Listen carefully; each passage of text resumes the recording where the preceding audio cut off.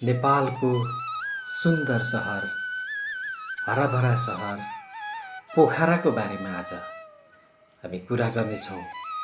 त्यसकारणले आजको भिडियोमा अन्तिमसम्म हेर्नुहोला। आज हामी तपाईलाई तालब्राईको दर्शन पनि गराउनेछौँ। त्यसकारणले अन्तिमसँग भिडियोमा रहनुहोला। पुनः नमस्कार सम्पूर्ण महानुभावहरुमा। आज हामी पोखराको सुन्दर सहर पोखराको लेक साइड अनि सुन्दर अनि पर्यटकीय क्षेत्र लेक साइडमा अनि तालब्राई मन्दिरको यो फेवातालमा तपाईहरुलाई सैर गराउँदैछु।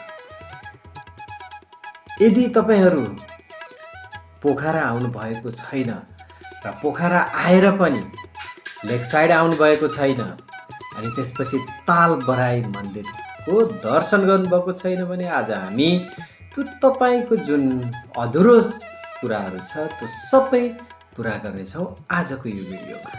हामी यहाँबाट देख्न सक्छौँ यो तालब्राई मन्दिरको परिसर हो। यहाँबाट ढुङ्गा चढेर हामी अगाडि रहेको मन्दिरमा जान सक्छौँ। त्यहाँ गएर हामी पूजा गर्न सक्छौँ, त्यहाँ गएर फोटो खिच्न सक्छौँ, हैन, टिकटक बनाउन सक्छौँ, सबै गर्न सक्छौँ। अनि हामी अहिले पामेको तलपट्टि हामी लेक साइडको हलनचोकको अगाडि छौँ। यहाँबाट हामी देख्न सक्छौँ उता पामे देखिन्छ अनि माथि सरङकोट पनि देख्न सकिन्छ। यहाँबाट अलि माथि एकदमै सरङकोट पनि एकदम भाइरल ठाउँ हो। यहाँहरूले यदि जानुभएको छैन भने सरङकोट पनि आउनुहोला। पामेबाट हामी त्यहाँ जानका लागि ट्रेनमा पनि जान सक्छौँ, केबल कारमा जान सक्छौँ हैन। त्यसकारणले तपाईहरु पनि आउनुहोला। यदि तपाईहरु आउने चाहना छ तर भ्याउनु भएको छैन भने आज तपाईलाई हामी तालब्राईको दर्शन गरायौँ हैन। अनि त्यसपछि हामी फेवातालको दर्शन गरायौँ। यहाँ धेरै नेपाली, इन्डियन, विदेशी धेरै दर्शकहरू आएर यहाँ गर्नुहुन्छ। अनि उता देखाइरहेको त्यो स्तूप हो हैन। स्तूपमा पनि हामी जान सक्छौँ। जापानिज गुम्बा पनि भन्ने गर्छ। पहिला फेवाताल निकै जलकुम्भी झारले भरिएको देखिन्थ्यो। अहिले भने निकै सफा हराभरा छ। तपाईलाई यहाँ आएपछि धेरै कुराहरू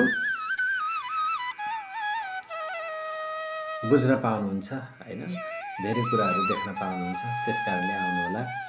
अनि हामी तालमा सरर घुम्नका लागि हेर्नुहोस् त नेपाली, इन्डियन हैन, विदेशीहरू धेरै महानुभावहरू यहाँ आएर मनोरञ्जन गरिराख्नु भएको छ। अनि अहिले विश्वकप फुटबल हुँदैछ। विश्वकप फुटबलमा को सहभागी छ भनेर हामी पछाडिको दृश्यबाट देख्न सक्छौँ। अनि हेर्नुहोस् हामी ढुङ्गामा यसरी सैर गर्न सक्छौँ हैन। कति शान्त, कस्तो आनन्दको छ। हामी विभिन्न किसिमका रोगी भइरहेका छौँ यी शान्त ठाउँमा। यहाँ सैर गऱ्यौँ भने, हामी यहाँ डुल्यौँ भने पनि हामीले धेरै स्वास्थ्य लिन सक्छौँ। त्यसकारणले हामी त्यो चिजहरूलाई लिनबाट मुक्त नभौँ हैन। यहाँ आएर हामी सैर गरौँ। यहाँ हामी आफै पनि त्यसरी ढुङ्गा चलाएर हिँड्न सक्छौँ। चराचुरुङ्गी हैन, सबै चिजहरू यहाँ देख्न सक्छौँ। धेरै दर्शक यात्रु पर्यटकहरू हैन यसरी आफै चलाएर पनि हिँड्ने गर्नुहुन्छ हैन। हामी वहाँ देख्न सक्छौँ।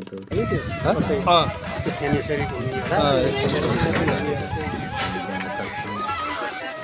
यसमा हामी घुम्न पनि सक्छौँ। दिनभरिको लागि यसरी मिलाएर पनि घुम्न सक्छौँ। आज हामी दर्शन गऱ्यौँ।